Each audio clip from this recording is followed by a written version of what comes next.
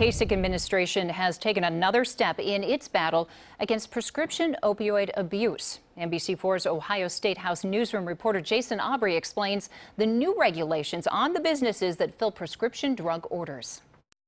There are several businesses that fill orders for prescription drugs for pharmacies and hospitals. The state plans to force those distributors to know their customers. Governor John Kasich's administration has worked for years to address the abuse of prescription opioids. First by monitoring pharmacies, then by limiting how much doctors can prescribe. As a result, Kasich says deaths related to prescription opioids are at a 6-year low. What we have is a national model. That model was added to Thursday when the administration announced the companies that fill the orders for opioids and controlled substances for pharmacies and hospitals will now have to report any suspicious activity to the State Board of Pharmacy online. Wholesalers will be required to obtain detailed information on the business practices of their customers. This activity is being called the Know Your Customers requirement. You have an obligation to know who you're selling these pills to. Kasich says knowing who the pills are going to will help distributors recognize when they're getting a suspicious order. And when that happens, they'll be required to report that order to the board. If they don't, they could lose their license to sell the drugs in Ohio.